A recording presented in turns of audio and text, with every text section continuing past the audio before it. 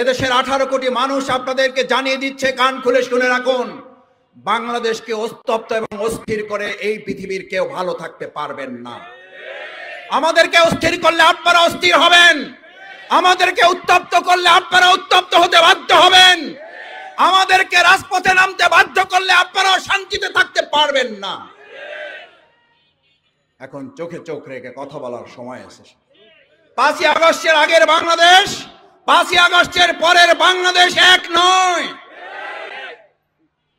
বাংলাদেশ জামাত ইসলামী, আমরা তখনও বলেছিলাম, এখনো বলছি, ভবিষ্যতেও বলব।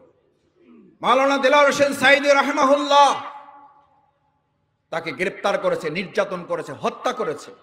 এই দেশের মানুষের সম্পৃক্ততা যতটা না বেশি, তার চেয়ে সম্পৃক্ততা প্রতিবেশী রাষ্ট্রের বেশি। আমাদের নিজাম সাহেবকে হত্যা করেছে প্রতিবেশী রাষ্ট্রের ইঙ্গিতে। আজকেও আমাদের শহীদ সাইফুল ইসলামকে হত্যা করেছে তাদেরই চক্রান্তে। চট্টগ্রামের রক্ত এই পৃথিবীতে বৃথা যাবে না।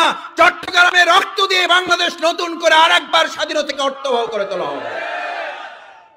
শহীদ সাইফুল ইসলামের রক্ত শুধু চট্টগ্রামকেই মুগ্ধ করে নাই।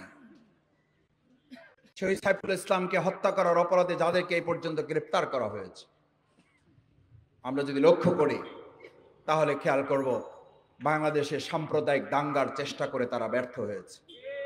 আমাদের ভিন্ন ধর্মাবলম্বী হিন্দু ভাইয়েরা কাঁধে কাঁধ মিলিয়ে মুসলিম ভাইদের সাথে তারা বলতে শুরু করেছে, শেখ হাসিনার সেই অপরাজনীতি আর প্রতিবেশী রাষ্ট্রের বাংলাদেশের সাম্প্রদায়িক শক্তিকে, আমাদের হিন্দু সম্প্রদায়কে কাজে লাগিয়ে বাংলাদেশে আর ভবিষ্যতে কোনো ষড়যন্ত্র তারাও বাস্তবায়ন হতে দেবে না। ইতিমধ্যে তারা আমাদেরকে একটা উপকার করে দিয়েছে।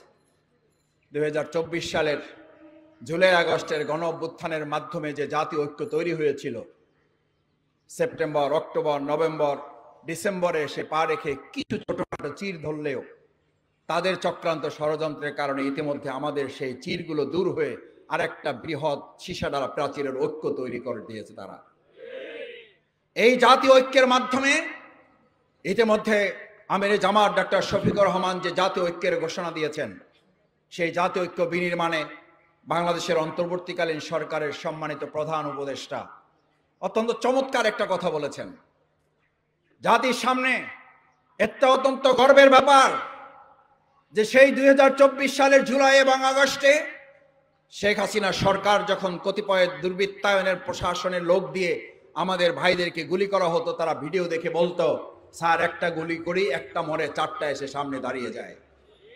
আমাদের অন্তর্বর্তীকালীন সরকারের প্রধান উপদেষ্টা এখন আর একটা গুরুত্বপূর্ণ কথা বলেছেন, জুলাই আগস্টের গণ অভ্যুত্থানে একটা মারলে চারটা এসে দাঁড়িয়ে যেত।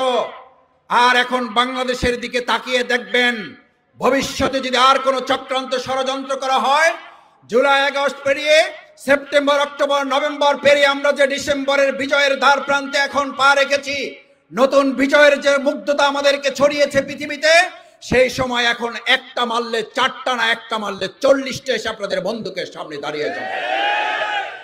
আজ এখানে আপনাদের কাছে জানতে চাই, এই 40-এর কাতারে যদি আপনাকে আমাকেও দাঁড়াতে হয়, বাংলাদেশ জামাত ইসলামী শাহজাহানপুরের এই কর্মীরা জীবন বাজি রেখে তাদের প্রত্যেকটা ষড়যন্ত্রের জবাব দেওয়ার জন্য কি রাজি আছেন আপনারা?